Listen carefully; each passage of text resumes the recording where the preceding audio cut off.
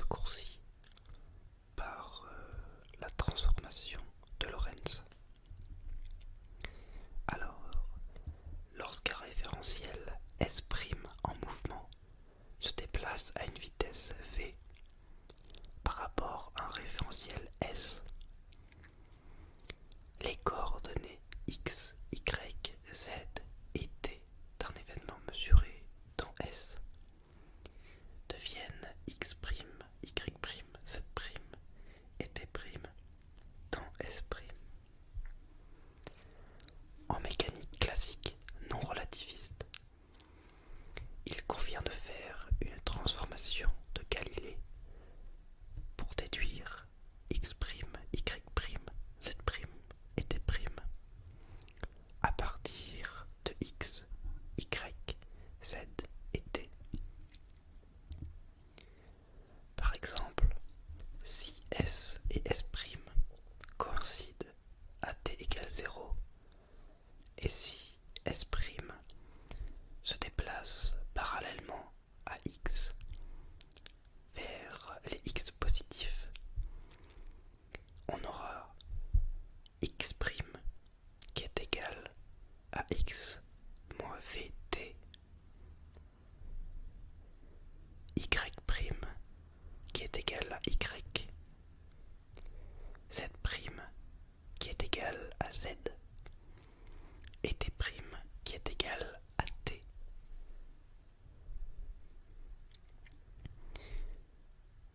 Ce qui est valide tant que v est inférieur à 0,1 c. En relativité, les équations valides, quelle que soit la vitesse du référentiel S' par rapport à S, sont données par la transformation de Lorentz. X' est égal à gamma facteur de x moins vt. Y' est égal à y. Z' est égal à z. Et t' est égal à gamma facteur de t moins vx sur c carré. À partir de ces formules, on peut retrouver la relativité de la simultanéité, du temps et de l'espace. Si on désire obtenir la transformation de Lorentz pour des paires d'événements, la relation devient delta x' est égal à gamma facteur de delta x moins v delta t. Y' est égal à y.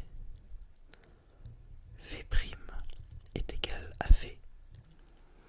Et delta t'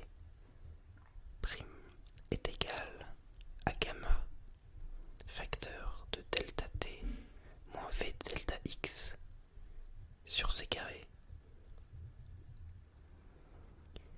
En utilisant ces relations, on peut déduire la transformation relativiste de la vitesse, qui est de la forme U égale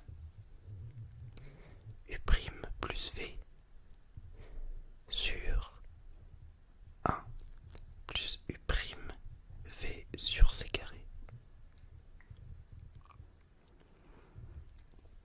U étant la vitesse de la particule mesurée dans S et U' la vitesse de la particule mesurée dans S'.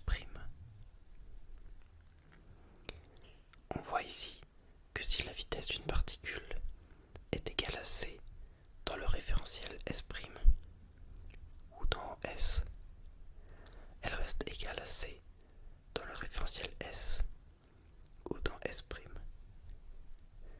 Alors que la transformation galiléenne des vitesses nous donnerait une vitesse supérieure à c.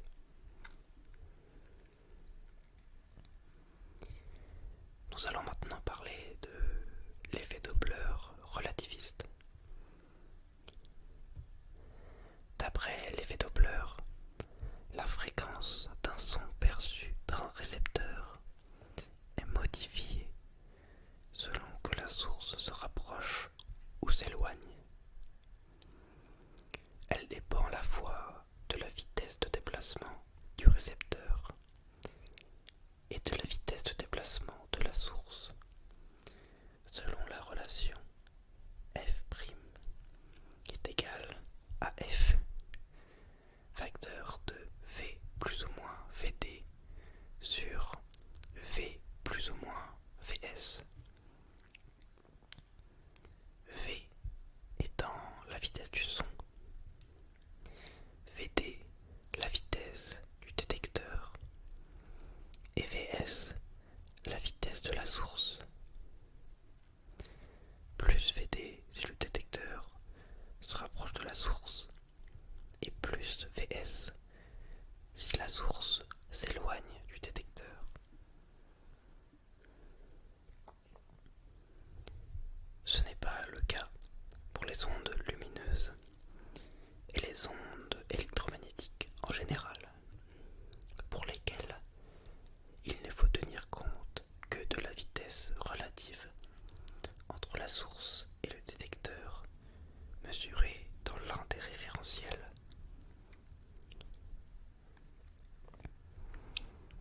Soit f0, la fréquence propre de la source, fréquence mesurée dans le référentiel de la source,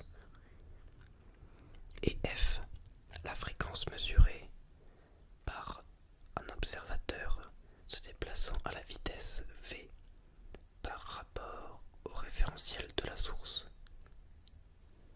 On a la relation suivante. Dans le cas où la source et le détecteur s'éloignent l'un de l'autre, f est égal à f0 facteur de racine de 1 moins bêta sur 1 plus bêta. Dans le cas où la source et le détecteur se rapprochent l'un de l'autre, il suffit de changer les signes devant les bêta. Dans le cas de vitesse faible par rapport à c, on peut faire un développement limité de f. F est égal à f0 facteur de 1 moins bêta plus 1 demi de bêta carré. Nous allons maintenant parler de l'énergie en relativité.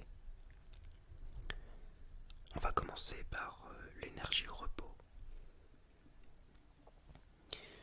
En 1905, Einstein démontra que la masse pouvait être considérée comme une autre forme d'énergie. L'équivalence masse-énergie pour une particule au repos est l'équation scientifique sans doute la plus connue au monde. E égale mc carré. Cette équation s'applique pour des particules au repos. En général, on note cette énergie E0 pour la différencier de l'énergie totale, c'est-à-dire la somme de l'énergie au repos et de l'énergie cinétique. Dans une réaction chimique, la quantité de masse transformée en énergie est infime, si bien qu'on ne pourrait pas, même avec les meilleures balances du monde, détecter la variation de masse après la réaction. En physique nucléaire, en revanche, l'énergie dégagée est de l'ordre de 1 million de fois plus grande que celle dégagée par une réaction chimique, de sorte qu'on peut mesurer la variation de masse et vérifier la relation énoncée par Einstein.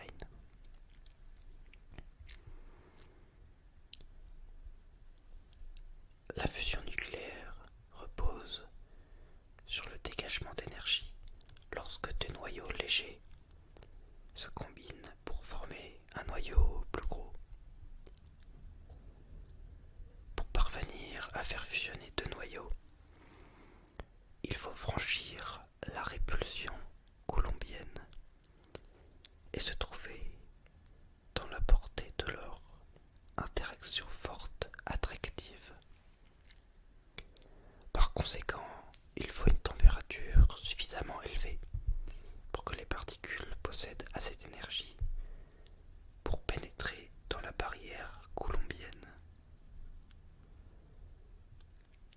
Le Soleil fonctionne sur ce principe. Il rayonne à un taux de 3,9 fois 10 exposant 26 watts depuis plusieurs milliards d'années. Voici les réactions mises en jeu dans les réactions nucléaires dans le Soleil. H1 plus H1 égale H2 plus E plus nu.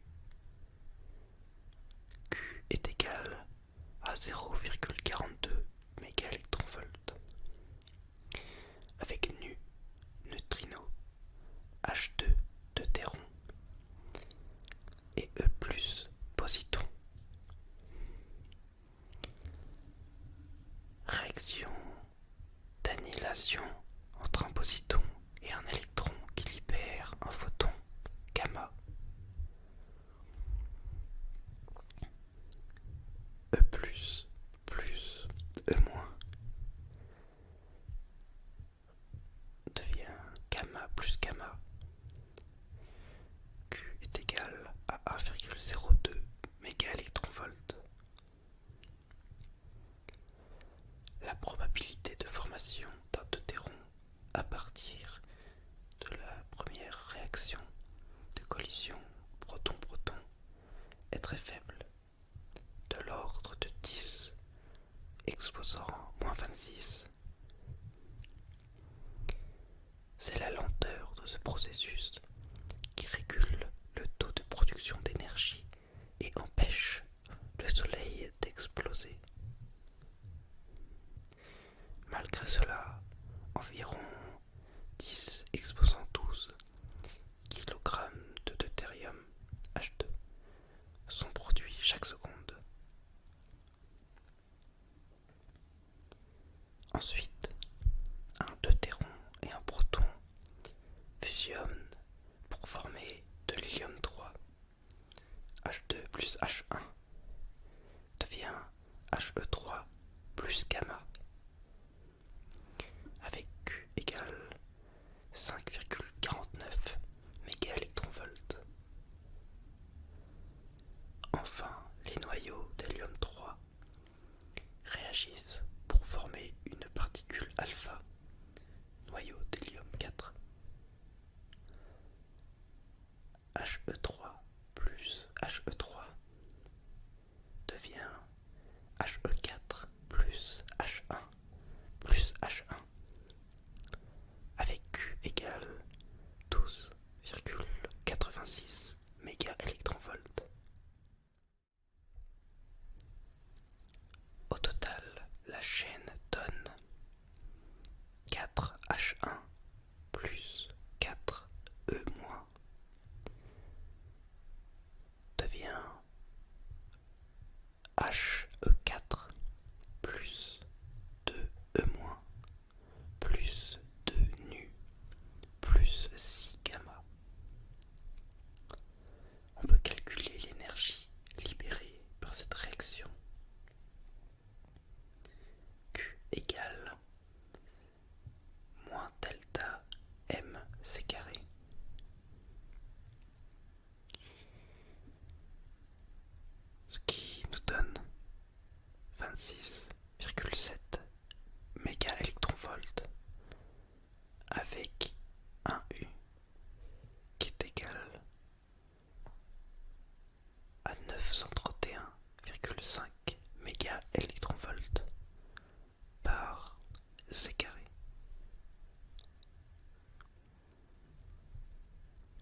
Dans cette énergie libérée, 0,5 mégaélectronvolts sont transportés hors du Soleil par les deux neutrinos.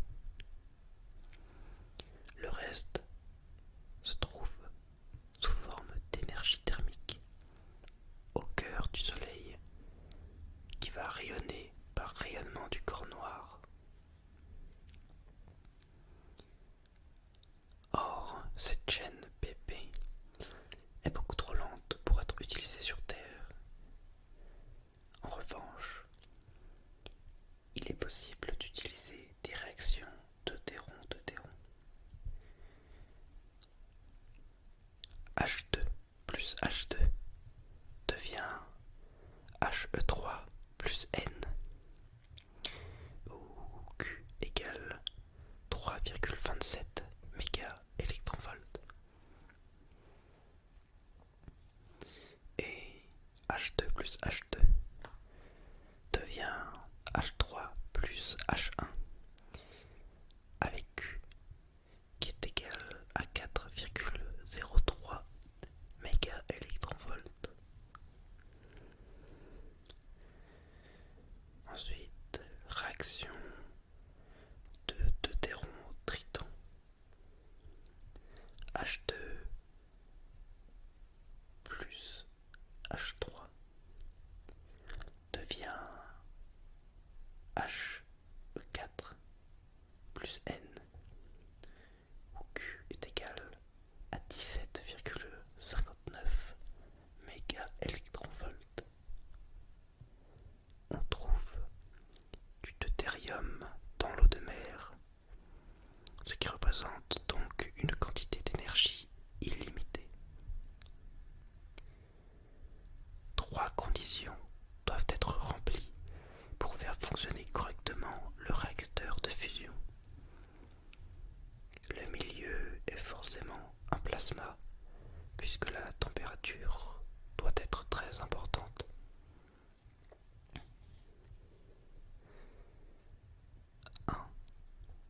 Il faut une densité de deutéron très élevée pour que le taux de collision DD soit important.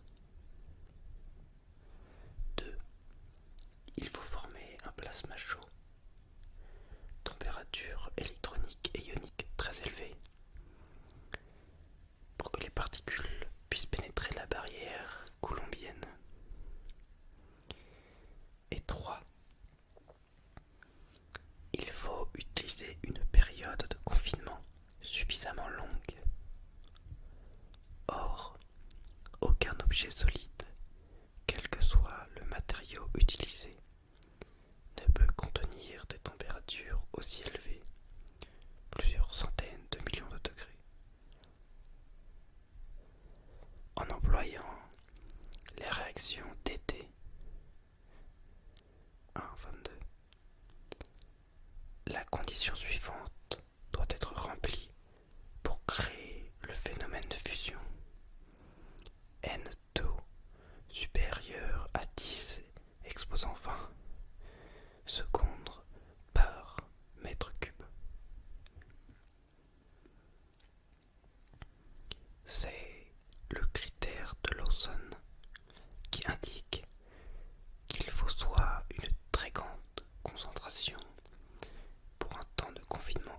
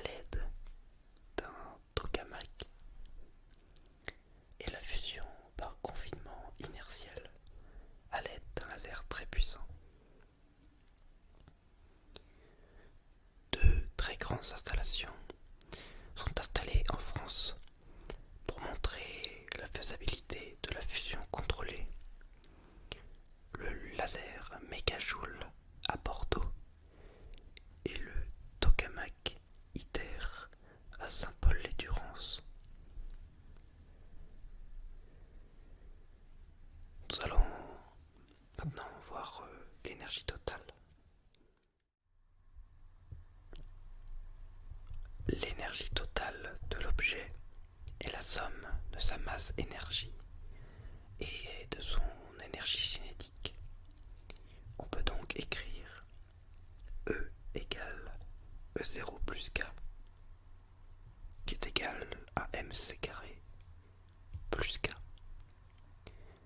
En fait, cette énergie totale peut aussi s'écrire E égale gamma mc carré, gamma étant le facteur de Lorentz.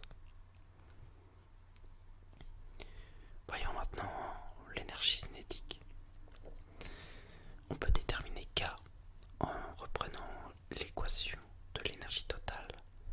K égale E moins mc carré, qui est égal à gamma mc carré moins mc carré, qui est égal à mc carré facteur de gamma moins 1. On retrouve ici la forme de la courbe K en fonction de la vitesse des électrons dans l'expérience de Bertozzi. Et pour finir, intéressons-nous à la quantité de mouvement et l'énergie cinétique. En mécanique classique, on a la relation K est égal à 1 demi de mv carré, qui est égal à p carré sur 2m, ou encore p carré égale 2km. En relativité, on montre, après un peu de calcul, qu'on a une nouvelle relation liant l'énergie cinétique à la quantité de mouvement. Cette relation est de la forme pc carré égale k carré plus 2kmc carré. On déduit la relation suivante qui lie la quantité de mouvement à l'énergie totale E de la particule. E carré égale pc au carré plus mc carré au carré. Et bien voilà, j'espère que vous avez apprécié et que vous retiendrez ce que je vous ai dit. Et que vous êtes à présent extrêmement détendu. Bien voilà, on se quitte donc. Je vous souhaite